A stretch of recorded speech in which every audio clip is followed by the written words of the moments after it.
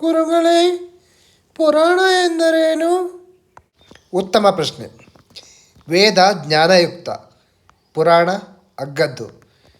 ದೇವರು ನಿರಾಕಾರಿ ಎಂದರೆ ಅದು ಅರ್ಥವಾಗದವರಿಗೆ ದೇವರೇ ಇಲ್ಲ ಎಂಬ ನಂಬಿಕೆ ಬಂದು ಬಿಡುತ್ತದೆ ಎಂಬ ಕಾರಣಕ್ಕೆ ದೇವರಿಗೆ ಆಕಾರ, ಸೃಷ್ಟಿ, ಸ್ಥಿತಿ, ಲಯಕ್ಕೆಲ್ಲ ದೇವರೇ ಕಾರಣ ಎನ್ನುವ ವಿಷಯ ತಿಳಿಸಲು ವೇದದಲ್ಲೇ ಇರುವ ಬ್ರಹ್ಮ, ವಿಷ್ಣು, ಮಹೇಶ್ವರ ಎಂಬ ಹೆಸರಿಟ್ಟು ಅದಕ್ಕೆ ದೇವಸ್ಥಾನದ ರೂಪ ನೀಡಿ ನಂತರ ಅದಕ್ಕೆ ವಿದ್ಯಾ ಸಂಪಾದನೆಗೆ ಸರಸ್ವತಿ, ಹಣ ಸಂಪಾದನೆಗೆ ಲಕ್ಷ್ಮಿ ಎಂದೆಲ್ಲ ಆಯಾ ದಾರಿಯಲ್ಲಿ ಆಸಕ್ತಿ ಇರುವವರಿಗೆ ಏಕಾಗ್ರತೆ ಬಂದರೆ ಎಂಬ ಕಾರಣಕ್ಕೆ ಪಾಪ ಪುಣ್ಯಗಳ ಭೀತಿ ಇರಲಿ ಎಂಬ ಸ್ವರ್ಗ ನರಕದ ಕಲ್ಪನೆ, ದೇವರ ಉಪಾಸನೆ ಮಾಡಲಿ ಎಂದು ದೇವರಿಗೊಂದು ದೇವಸ್ಥಾನ, ನೀರನ್ನು ಪವಿತ್ರ ಎಂದು ತಿಳಿಯಲಿ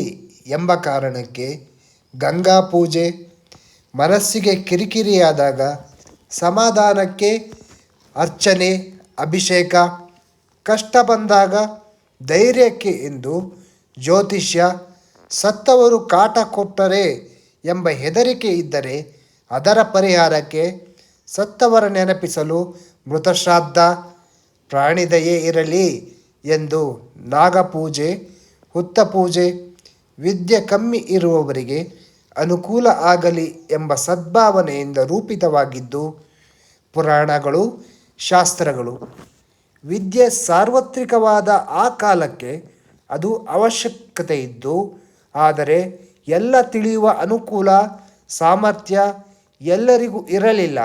ಅದನ್ನೇ ಸತ್ಯ ಎಂದು ಬಿಂಬಿಸಿ ಅದೇ ಆಚರಣೆಗಳು ಕಾಟಾಚಾರವಾಗಿ ಕೊನೆಗೆ ಅದು ಒಂದು ರಾಜ್ಯದ ಆರ್ಥಿಕ ಪರಿಸ್ಥಿತಿಗಳಾಗಿ ರೂಪುಗೊಂಡವು. ಎಷ್ಟೆಂದರೆ ಈಗ ನಿಜವನ್ನು ಜನ ಅರಿಯಲಾರದಷ್ಟು.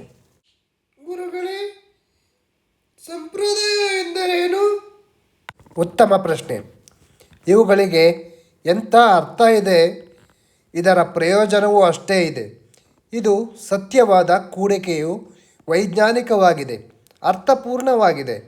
ಇವುಗಳನ್ನು ಆಚರಿಸಿದರೆ ಬದುಕಿಗೆ ಅನುಕೂಲ ಎಂದು ತಿಳಿಸಿಕೊಡುವಂಥದ್ದು ಶಾಸ್ತ್ರವಾದರೆ ಅವುಗಳನ್ನು ಮತ್ತು ಹಿಂದಿನಿಂದ ಯಾವೆಲ್ಲ ಪದ್ಧತಿಗಳನ್ನು ನಡೆಸಿಕೊಂಡು ಬರುತ್ತೇವೆಯೋ ಅವು ಸಂಪ್ರದಾಯ ಎನಿಸಿಕೊಳ್ಳುತ್ತವೆ. ಸಂಪ್ರದಾಯ ಪಾಲಿಸುವವರಲ್ಲಿ, ಒಳ್ಳೆಯವರಲ್ಲಿ ಸತ್ಸಂಪ್ರದಾಯ ಪಾಲಿಸಿ ಬೇಡದ ಸಂಪ್ರದಾಯವನ್ನು ಬಿಡುವವರೇ ಶ್ರೇಷ್ಠರು. ಏಕೆಂದರೆ ಅದಕ್ಕೆ ಜ್ಞಾನ ಮತ್ತು ಎದೆಗಾರಿಕೆ ಬೇಕು.